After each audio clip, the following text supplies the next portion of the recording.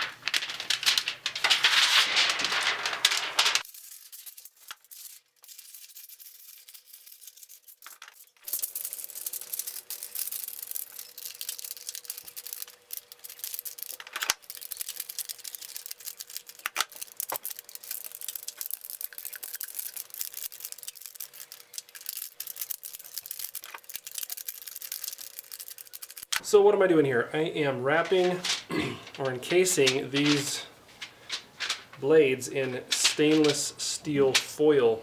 It's rated for high temperatures, I believe. Yeah, this one's up to 2200 degrees Fahrenheit. And it will still maintain its integrity to protect the blade from the atmosphere, specifically oxygen. And that's necessary because of the high heats and time that you must hold the blade at in order to effectively and properly heat treat high alloy steels. So a little tip here, if you don't have a heat treat log, you need to start one for a couple reasons. One, in steels like this, for example, I don't do a lot of stainless steel blades. I've worked with these two different steels a fair amount and done some experimenting with both of them. And so when I go to make one of these stainless steel blades, I can refer to my heat treat log and just refresh my memory on what the process is and why even.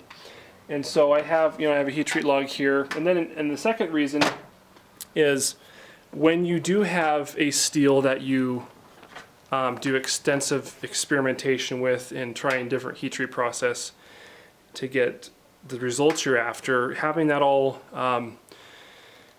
documented is very helpful. One example of that would be ADCR-V2. When I first started working with that steel, I did a whole bunch of different heat treating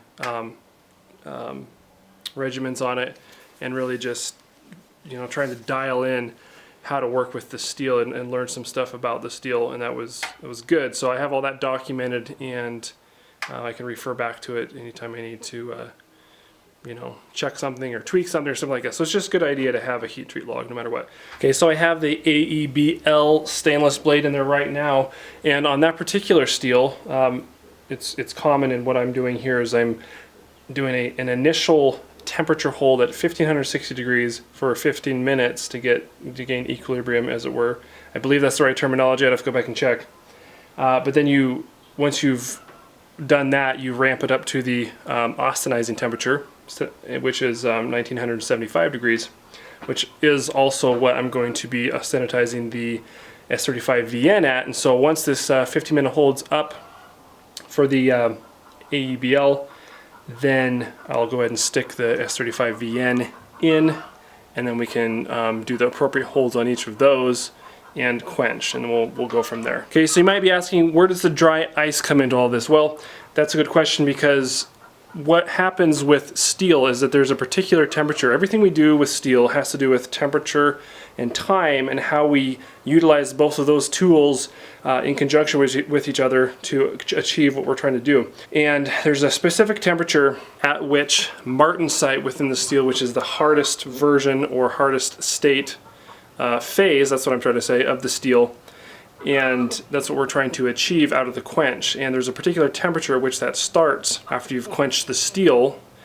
and arrested that austenite, so it can't change into any other phase. And as the temperature continues to drop, you get martensite.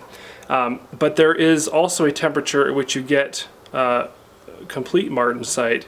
And for most steels, it's actually significantly below room temperature, which means that most steels are going to, or could potentially, benefit from a sub-zero or even cryogenic treatment. The reason we don't do that on every steel is because the benefit is minimal, and the cost is, it's just not a cost-effective gain. So, but on high alloy steels, it definitely is a cost-effective gain. Okay, we're ready to quench the AEB-L stainless steel blade, and I'm going to be using my aluminum plates to do this quench today.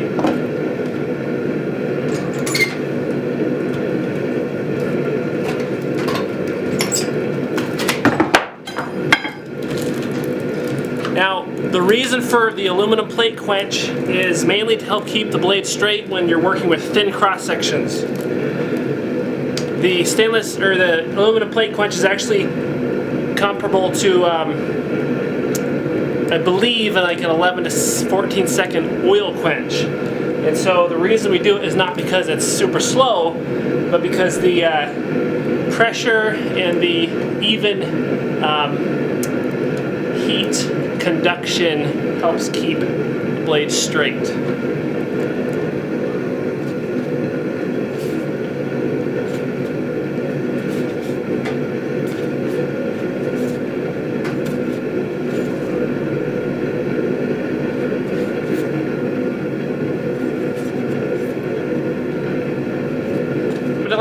air cooled down to about room temp where I can hold on to it, and then I'm going to put it in the dry ice slurry, which means I need to get that ready right now.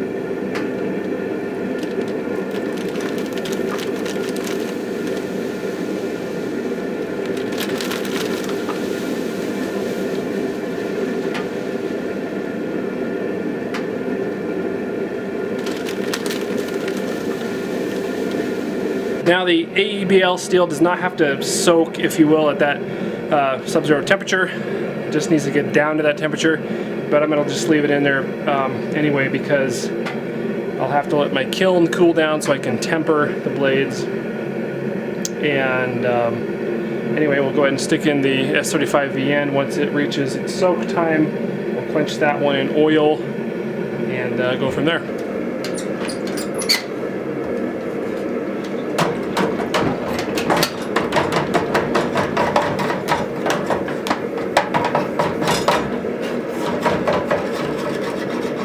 That's not good. Don't ever want to flash your oil. I need a bigger container.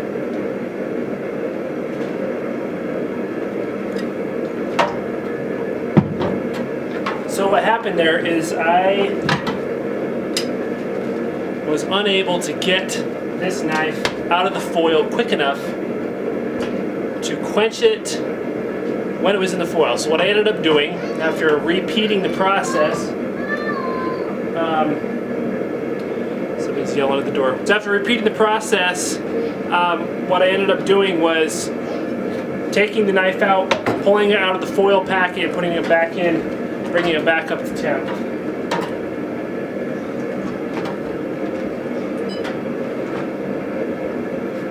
Just to make sure that it was at the proper temperature when quenching.